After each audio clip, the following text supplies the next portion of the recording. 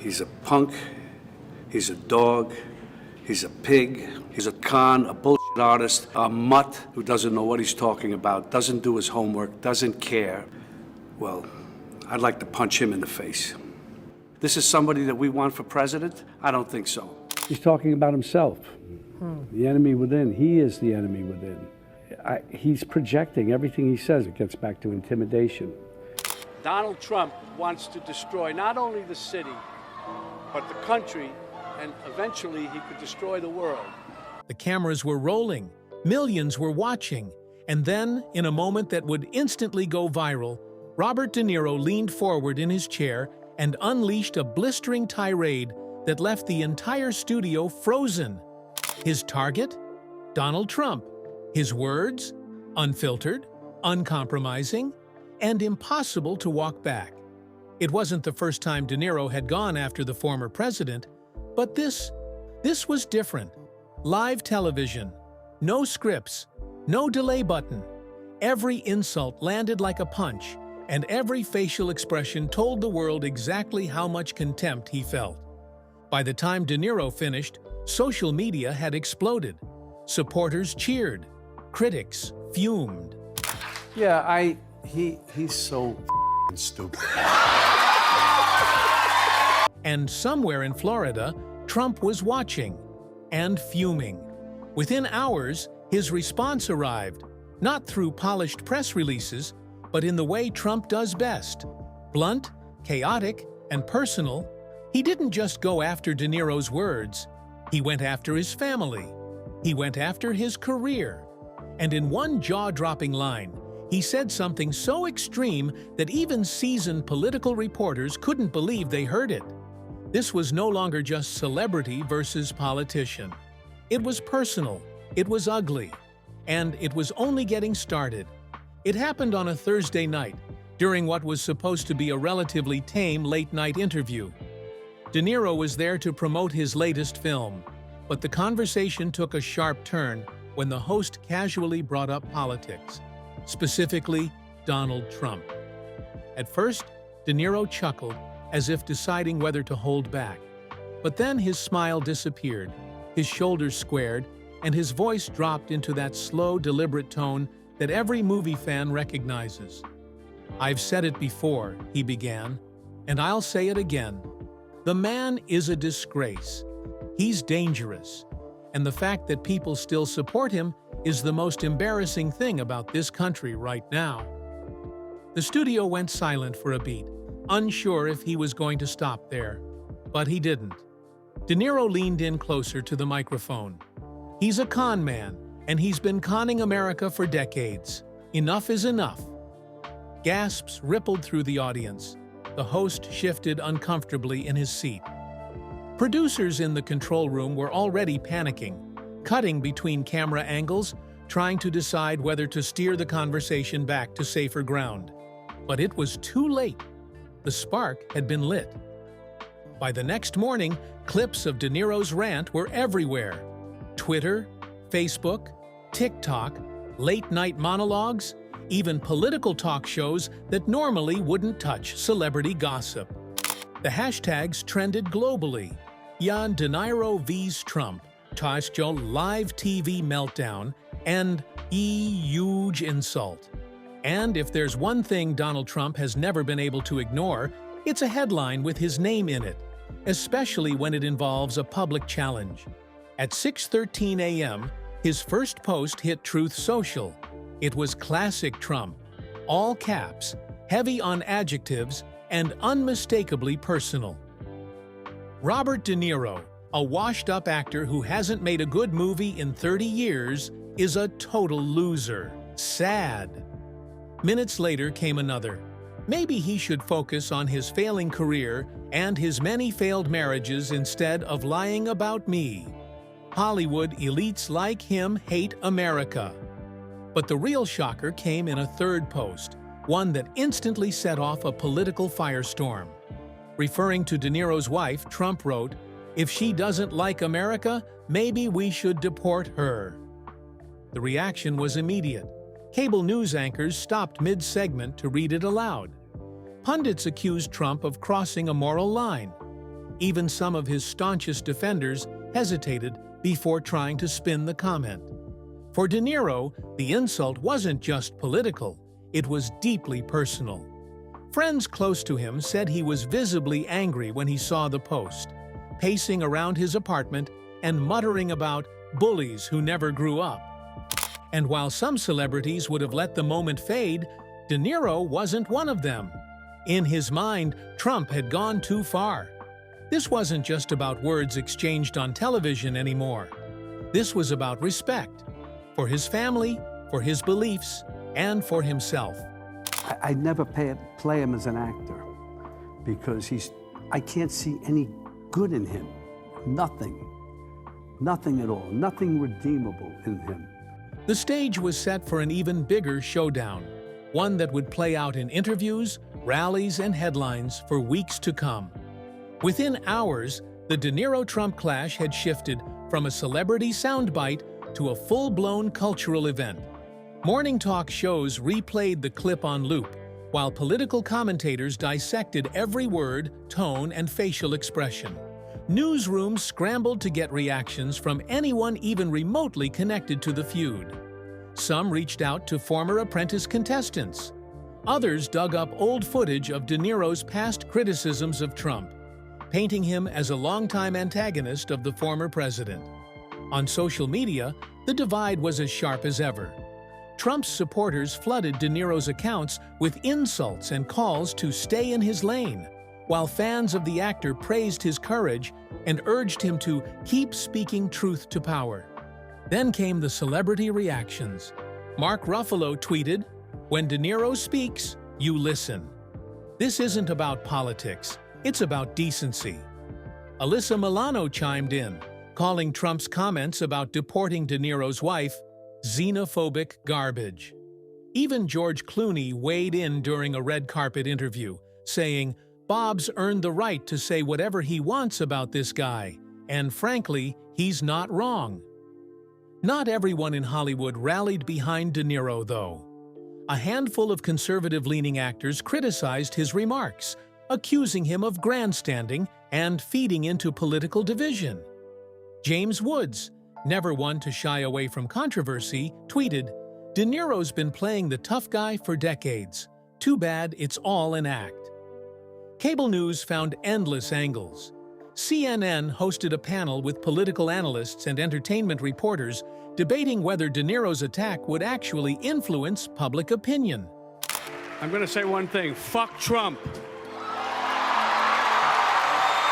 Fox News framed it as Hollywood elites looking down on everyday Americans, while MSNBC celebrated it as a cultural icon standing up to a political bully. The more the media amplified it, the more both men seemed to double down. De Niro granted another interview 2 days later, calmly stating, "If telling the truth makes someone uncomfortable, that's their problem, not mine."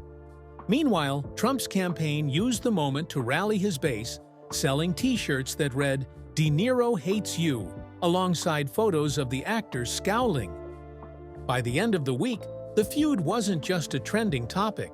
It was a mirror reflecting the deep political and cultural divide in America.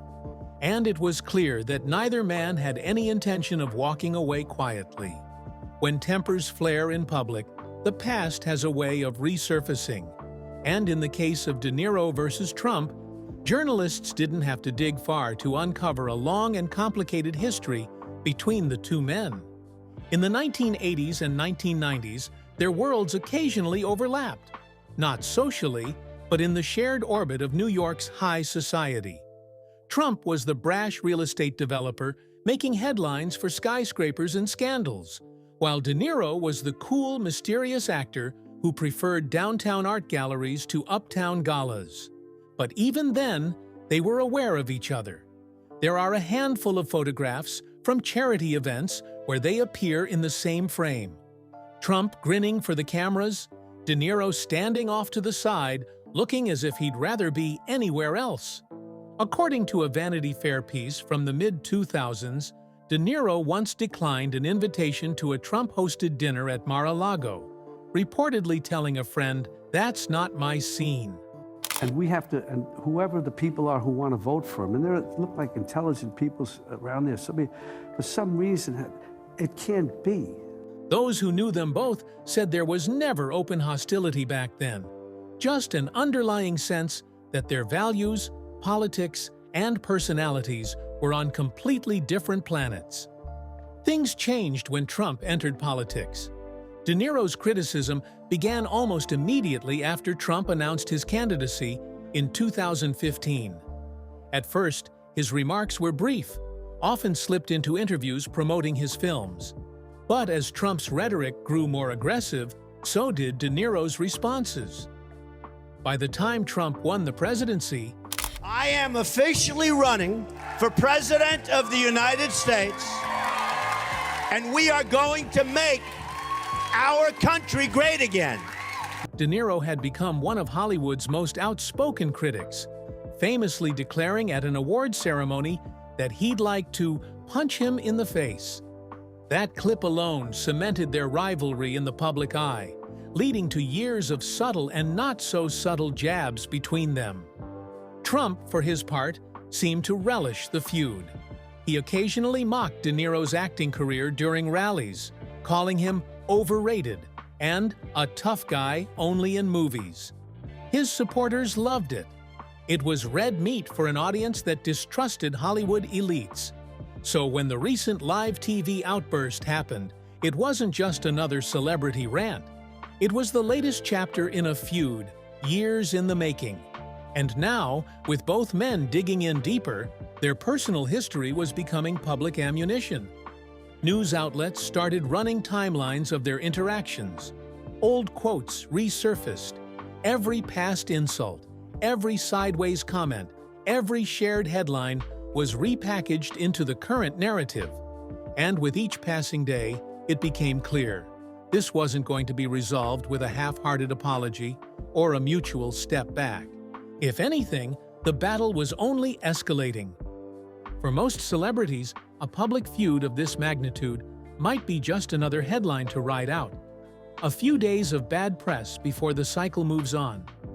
But for Robert De Niro, this fight seeped into his personal life in ways few could have predicted.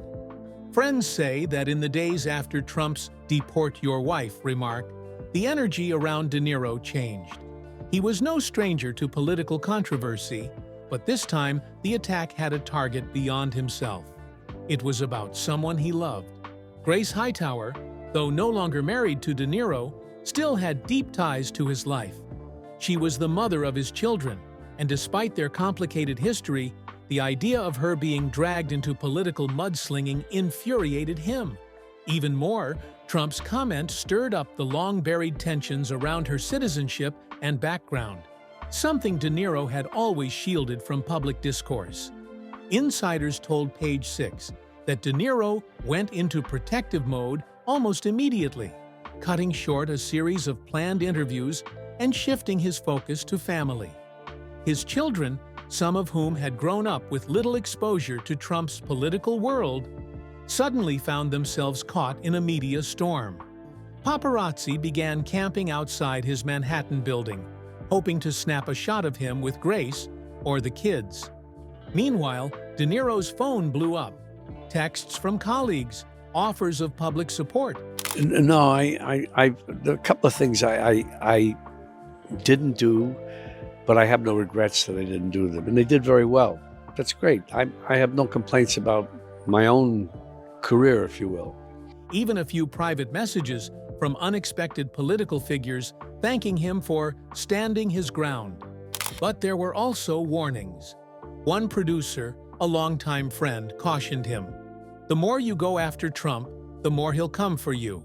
And it's not just him, it's millions of his followers."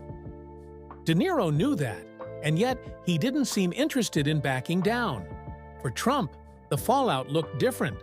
While his base largely cheered the confrontation, a small but noticeable group of Republican strategists quietly questioned whether attacking a beloved actor's family was a strategic mistake. On talk radio, even some conservative hosts said the remark crossed a line. But Trump doubled down. At a rally just days later, he referenced De Niro again, telling the crowd, "I think he's gone crazy, totally lost it. Probably from making all those gangster movies. Too much pretend violence rots your brain." The crowd laughed. Chants of "Deport her" rang out from a section near the stage. That moment, captured on dozens of smartphones, hit De Niro hard. Not because of the insult itself, but because of how easily a crowd could be stirred to target someone's family. Those close to him say it was the first time he truly considered whether this feud might carry risks that went beyond reputations and headlines.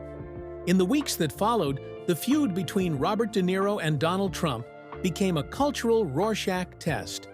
How you saw it depended entirely on where you stood politically, socially, and even emotionally.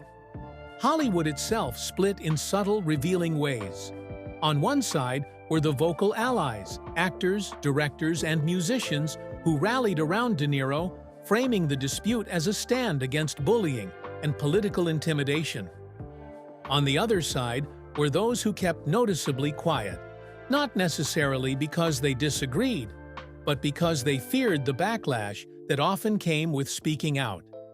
A-list friends like Martin Scorsese, Meryl Streep, and Leonardo DiCaprio publicly backed De Niro, praising his courage and integrity. Streep, who had her own history of sparring with Trump, told Variety, "When someone like Bob speaks up, it's because he's had enough, and maybe we all should have enough." But there were also murmurs from industry insiders warning that the drama could overshadow his career. There's always the risk that studios see you as a liability when your name becomes more associated with politics than with box office numbers, one anonymous executive admitted. Outside the entertainment world, the public response was just as polarized. On social media, hashtags like #IStandWithDe Niro trended alongside #De Niro derangement syndrome. Memes flooded Instagram and Twitter, some painting him as a fearless truth-teller, others mocking him as a relic of Hollywood elitism. Meanwhile, political commentators milked the story for every drop of attention it could offer. Some positioned De Niro as a cultural hero. Others framed him as an out-of-touch celebrity using his platform for personal grudges. The truth was more complicated. For De Niro, this wasn't a performance. Those close to him described the feud as deeply personal, rooted in years of watching values he held dear. Respect, decency, compassion get eroded in public life. The live TV moment wasn't pre-scripted. It was a culmination of years of frustration spilling over in real time. For Trump, the confrontation was just another battlefield. Political combat was his comfort zone, and picking fights with celebrities had been one of his most reliable strategies for dominating headlines since his reality TV days. And so, while cable news moved on to the next story, the tension between the two men remained, simmering quietly, ready to flare up the next time one of them made a public move. In the end, the De Niro-Trump saga became something bigger than either man. It wasn't just about a celebrity and a politician trading insults. It was about the America they represented, divided, defiant, and unwilling to back down. De Niro returned to his craft, filming a mix of indie dramas and high-profile studio projects, though the feud continued to shadow his press appearances. Trump, meanwhile, used the moment to energize his base, proof that he could still command the cultural conversation even outside the White House. But perhaps the most telling part of this story is what it revealed about public discourse in the modern age. In a time when politics and entertainment have fused into a single never-ending media cycle, moments like these take on a life of their own. Amplified, dissected, and reinterpreted until the truth is almost secondary. For some, De Niro's outburst was a necessary act of resistance. For others, it was proof that Hollywood is hopelessly out of touch. But for both camps, it was unforgettable. And maybe that's the real point. Because whether you agreed with him or not, you listened, you reacted, You cared. And in today's world, that's its own kind of victory. So, what do you think? Did Robert De Niro go too far, or was he speaking a truth others were too afraid to say? Drop your thoughts in the comments. We read every one. And if you want more deep dives into the untold stories behind the headlines, don't forget to hit that subscribe button. Because the next time a celebrity and a politician collide on live TV, you'll want to know exactly what really happened.